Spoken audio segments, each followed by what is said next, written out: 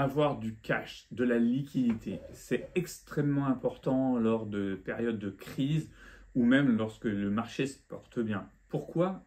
Parce que tu vas pouvoir être réactif. Je vais essayer de t'expliquer tout ça dans cette vidéo et en même temps, bien sûr, on va être là pour faire le point sur le défi Trade Republic puisque on arrive maintenant encore dans la période où je dois réinvestir et je vais vous expliquer un petit peu ma stratégie et pourquoi je fais tout ce que je fais au niveau de mon défi, même si pour l'instant, vous allez voir, les chiffres ne sont pas exceptionnels. Donc, pour ceux qui ne me connaissent pas, je suis Sébastien de la chaîne Le Mandataire Efficace. Sur cette chaîne, tu vas retrouver beaucoup de choses qui parlent d'immobilier, surtout si tu vas sur toutes les anciennes vidéos. Tu vas pouvoir apprendre à être un mandataire immobilier efficace, à bien réussir dans ce métier. D'ailleurs, si tu veux encore des vidéos sur ce thème, n'hésite pas à me le mettre en commentaire et j'en referai pour te redonner un petit peu de valeur à ce niveau-là. Je pourrais t'en faire une spéciale dans le podcast du mercredi. Et sinon, tu vas retrouver plein de vidéos maintenant sur la finance, la crypto-monnaie et bien sûr tout ce qui tourne toujours au monde de l'immobilier dans l'investissement. Donc là, on se retrouve pour le défi Trade Republic. Donc à la base, j'investis 100 € par mois depuis le mois de janvier. Donc c'est tous les 17 du mois que j'ai fait mon action sur Trade Republic et il va y avoir des investissements réguliers. Donc pour l'instant, je suis en négatif, en perte assez importante. Je vais vous montrer tout ça plus tard. Mais je voulais d'abord insister un petit peu sur pourquoi déjà le marché est en baisse et puis un petit peu vous expliquer pourquoi il faut avoir du cash, de la liquidité, toujours de l'argent disponible, surtout pour des périodes comme aujourd'hui. Donc là, vous le voyez surtout dans les informations, si vous suivez tout ça, Trump est arrivé au pouvoir, il a mis beaucoup de choses en place au niveau de l'économie américaine, c'est-à-dire qu'il a relancé pas mal de choses, il veut vraiment une Amérique souveraine et du coup il a parlé de beaucoup de tarifs douaniers, ce qui a secoué énormément toutes les bourses du monde entier, puisqu'on a vu le CAC 40 s'écrouler, le S&P 500 s'écrouler, le Nasdaq 100 aussi. Donc on a des variations qui sont énormes, puisqu'on a quand même eu des variations de plus de 5% sur des journées de cotation, ce qui est vraiment très fort au niveau boursier. Et on a vu des choses de 10-12% sur le Bitcoin et certaines altcoins ont perdu entre 20 et 30% en 24 heures aussi. Donc on a vraiment des fluctuations très importantes. Le marché, il est fluctuant, il est volatile. Les fortes périodes de volatilité, elles peuvent faire très peur, mais elles peuvent être bénéfiques. Je vais m'expliquer. Quand vous avez de l'argent de côté et que vous pouvez réinvestir lors des fortes baisses, ça va vous permettre de lisser vos investissements. C'est-à-dire que si vous investissez sur une valeur qui vaut 100 tout le temps et que d'un coup elle vaut 50 et que vous n'aviez pas prévu de réinvestir mais que vous avez de l'argent de côté, quand vous pouvez en racheter à 50, vous allez pouvoir lisser votre achat. Et ça, c'est très intéressant. C'est pour ça qu'il faut toujours avoir de la liquidité ou au moins continuer à faire ce qu'on appelle un DCA, un Dollar Cost Average, ce que je fais moi sur ce défi Trade Republic, puisque sur ce défi, j'investis tout simplement 100 € tous les mois sur mes positions, ce qui me permet tout simplement de tenir toujours mes engagements et d'investir. Alors après, je n'investis pas toujours sur les mêmes positions et j'essaie de voir comment faire. D'ailleurs, je vais vous spoiler tout de suite ce que je vais faire puisque je ne vais pas avoir grand-chose à faire sur l'investissement Trade Republic puisque je vais tout simplement réinvestir sur les mêmes actifs que la dernière fois. Là, mon portefeuille est environ à moins 20% sur le dernier mois puisque tout a baissé et la crypto-monnaie encore plus. Je vais réinvestir exactement sur les mêmes lignes puisque j'investissais sur des grosses lignes, sur toutes les fortes valeurs. Puisque pour moi, en cas de forte volatilité, je ne vais pas aller chercher des petites valeurs pour donner énormément de rendement à mon portefeuille. Je vais au contraire investir sur les grosses qui ont chuté, puisque pour moi, les grosses ont toujours tendance à remonter en premier. Et après, on pourra toujours voir si le marché reprend vraiment, se dire, OK, maintenant on peut investir sur des valeurs un peu plus risquées. Donc je vais rester sur le Nasdaq 100, sur le Bitcoin, le Solana, le XRP, Coinbase. Voilà, c'est vraiment les valeurs sur lesquelles je continue mon DCA et sur lesquelles je vais continuer encore au moins tout le mois d'avril. Et on verra, on se retrouvera pour le mois de mai pour parler un petit peu de ça. Mais je voulais aussi vous parler en plus d'avoir des liquidités, donc toujours de ne pas tout investir. Donc c'est pour ça que le DCA est bien. En plus de ne pas avoir des liquidités, il faut savoir ne pas vendre dans ces périodes ultra difficiles. Puisque des fois aussi, là où on se fait avoir, c'est qu'on regarde son portefeuille tous les mois. Vous voyez, moi, je me suis amusé exprès à ne pas ouvrir mon portefeuille Trade Republic et je fais même quelque chose encore mieux. C'est pour ça que vous ne voyez pas aujourd'hui d'écran, de mise en place de quelque chose sur Trade Republic. Je n'ai pas envie de l'ouvrir. C'est-à-dire que la dernière fois que je l'ai ouvert, c'est quand je vous ai fait une vidéo, donc il y a un mois. Et là, je ne vais pas l'ouvrir avant le mois de mai.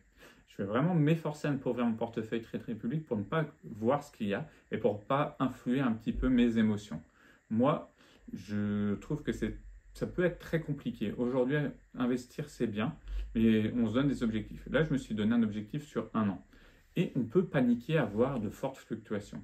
Alors, beaucoup perdent de l'argent parce que quand les marchés baissent violemment, et je le sais, j'ai un portefeuille crypto, vous le savez aussi, j'ai un défi crypto-monnaie, et c'est pareil, je ne vais pas le regarder, je ne vais pas l'ouvrir et je vais laisser exactement la même chose, je vais investir les 100 euros sur la même chose que ce que j'avais déjà fait. Pourquoi? Parce que je me suis fixé un objectif à 1 an, donc pourquoi tout varier maintenant? Je ne suis pas trader. Certains sont traders, ont envie de jouer les hausses, les baisses, ce n'est pas mon cas. Donc pour ne pas jouer les hausses et les baisses, pas être tenté d'aller sur ces différentes valeurs qui peuvent me faire des fois jouer des tours. Hein. Franchement, quand vous mettez 100 euros sur quelque chose et que d'un coup ça vaut 40 euros, 60 euros, 70 euros, c'est même souvent quand ça commence à valoir entre vous avez une perte de 20-30% qu'on peut se dire allez, je coupe ma position, je ne veux plus en entendre parler, je vais perdre trop d'argent, j'ai pas envie de tout perdre. Et bien, si vous regardez ça et que vous le voyez, vous allez paniquer. Alors que vous vous êtes fixé un objectif à tant d'années, tant de mois, il faut savoir le tenir. Donc, essayez de ne pas ouvrir vos applications en temps de crise. Ça vous donnera un petit peu de baume au cœur pour continuer. Et c'est pareil à la hausse. Si vous êtes fixé certaines valeurs de revente, ne vendez pas trop vite. Mais par contre, n'oubliez pas de prendre des profits. Mais ça, on y reviendra lorsque ça sera un marché un peu plus positif. Là, ça tombe très bien hein, sur moi, sur mon objectif de 25% sur le défi Trade Republic. Le fait que les marchés baissent, moi j'ai des objectifs, hein, je vous ai dit, pour moi on va vraiment avoir une forte hausse sur cette année 2025. Je la pensais vraiment au printemps, je pensais vraiment que là ce mois d'avril sera en hausse, ça ne l'est pas, ça sera peut-être sur le mois de mai ou pas. De toute façon, mon objectif il est de voir qu'est-ce qui se passera à la fin du mois de décembre, est-ce que j'aurai réussi à prendre des profits ou pas. Donc là on n'est pas dans une période de profit, donc pourquoi faire que de regarder et se faire du mal? Moi, je conseille vraiment de fermer son portefeuille, l'ouvrir peut-être tous les 15 jours pour certains, tous les mois pour d'autres. Et si vous avez mis un dessert en place et que vous n'avez rien à faire, ne l'ouvrez pas, ça vous évitera de paniquer. Et ça, c'est encore plus vrai pour vos investissements long terme. J'en parle sur cette chaîne de plus en plus. D'ailleurs, vous allez voir bientôt la vidéo sur le PEA, puisque je vais ouvrir mon PEA. Je ne l'avais pas fait, mais il faut vraiment que je le fasse pour vous montrer, puisque moi, j'avais d'autres investissements. Et puis, je voulais au départ le faire pour moi, mais j'ai envie de vous montrer tout ça. Donc déjà, pour ceux qui n'ont pas commencé, ouvrez un compte Trade Republic, allez dans le lien qui est dans la description. Faites-vous une première idée de l'application, de voir comment elle est. Investissez 100 euros, c'est peut-être une bonne période, le marché n'est pas très bon. Investissez 100 euros peut-être sur un ETF, sur de la crypto-monnaie, sur ce que vous aimez. Et vous aurez une action gratuite de 25 euros. Donc c'est toujours intéressant, peut-être qu'elle fera une bonne plus-value aussi. Et ça vous permettra d'avancer. Moi, c'est un lien d'affiliation, hein, ça me permet aussi de toucher une action qui me permet de la réinvestir justement dans ce défi. Hein, ça vous permettra de le voir. Mais ça vous permet de vous lancer. Pourquoi? Parce que vous allez pouvoir apprendre à gérer vos émotions et après peut-être justement à voir pour mettre des choses en place sur un PEA, sur une assurance vie. Parce que c'est encore plus vrai sur un PEA, sur une assurance vie, de ne pas paniquer, de ne pas vendre. Là, c'est des investissements sur généralement du très long terme. Moi, j'utilise plus le CTO pour des choses moins long terme. Là, par exemple, je vous ai dit, je vais investir 1200 euros, 100 euros par mois sur 1 an. Mais cet argent-là, mon but, il est de faire minimum 25%. Et dans ma tête, j'ai un peu plus comme chiffre que j'aimerais faire. Et il va me servir à quoi? Tout simplement à financer des vacances pour le printemps 2026.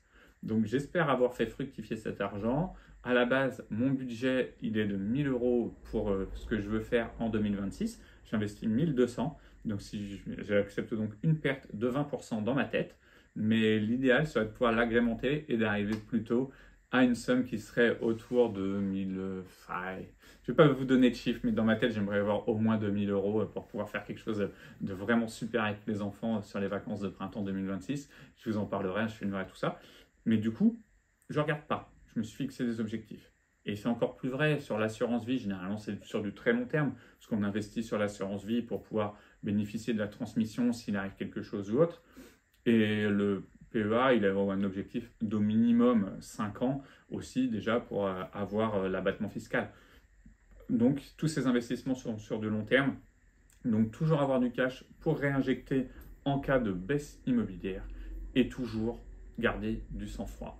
J'espère que j'ai été assez clair sur cette vidéo. Donc vous voyez, je vous mets aucune image de Trade Republic.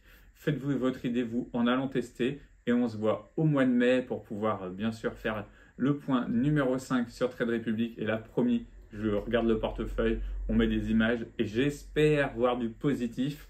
Dites-moi vous si vous pensez d'ailleurs qu'on va aller sur le positif ou pas. Ça m'intéresse vraiment d'avoir votre avis sur les marchés boursiers et crypto-monnaies. Est-ce qu'en mai, on va tout exploser ou non? Mettez-moi ça en commentaire, je serai le premier à vous répondre. Je réponds à tous les commentaires, ça me fait vraiment plaisir d'en voir. Vous pouvez aller aussi sur Instagram si vous voulez voir, me parler directement en message privé. En attendant, moi je vous dis bien sûr à mercredi pour un nouveau podcast.